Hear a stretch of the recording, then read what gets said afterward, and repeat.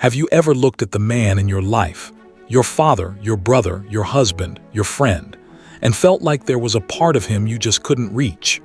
A silent chamber in his heart where he keeps things locked away. It's not that he doesn't trust you, it's something else. It's what I call the male code. This isn't about conspiracy theories. It's about the unspoken rules, the silent burdens, and the hidden vulnerabilities that so many men carry from boyhood. Today, we're going to crack that code.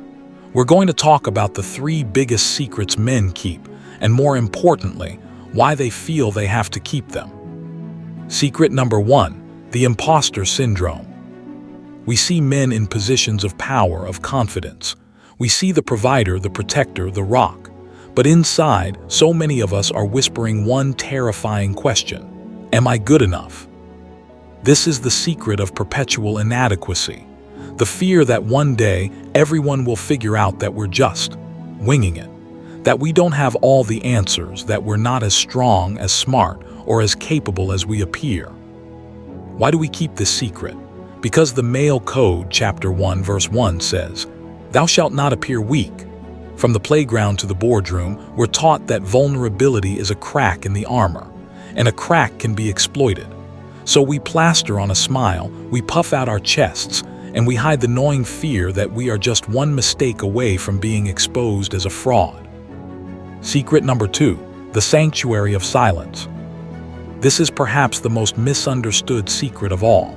When a man is hurting, when he's stressed, grieving, or overwhelmed, what does he often do? He retreats. He goes into his cave. Maybe it's the garage, the gym, or just staring at his phone. And from the outside, this looks like he's shutting you out. It feels like rejection. But here's the truth. That silence isn't emptiness. It's a sanctuary. It's the place we go to process our emotions alone, because we've been taught that our primary value is to solve problems. And if we can't solve the problem of our own pain immediately, the least we can do is not burden anyone else with it. Why do we keep this secret? The code says, your value is in your utility. We are human doings before we are human beings. To come out and say, "I'm sad, I'm scared, I'm lost," feels like announcing we are broken, and a broken tool has no use. So we retreat, not from you, but from the shame of not having our emotional tools in order. Secret number 3, the hunger for affection beyond the physical. This is the deepest, most tender secret. Society has a very narrow window for how men are allowed to receive and express affection. It's often funneled through one thing: physical intimacy. But the secret we keep is a deep, aching hunger for non-sexual, platonic affection. A hug that lasts a little too long, a hand on the shoulder, being told, "I'm proud of you," by a friend, a head resting on our shoulder in pure, simple trust. Why do we keep this secret? Because the male code has a strict clause. Affection is a precursor to sex or a sign of weakness. For 2 men, a hug can't be too long or it becomes weird. To crave being held is to be needy. So we starve. We accept the back-slapping, fist-bumping caricature of male connection, while quietly yearning for the kind of soul-nourishing touch that tells us we are safe and we are not alone.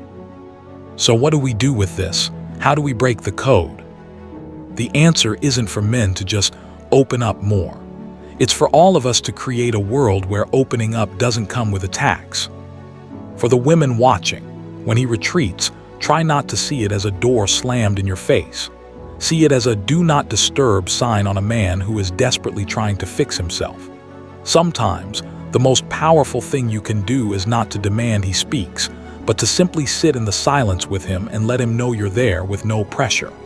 Create a vulnerability-safe zone.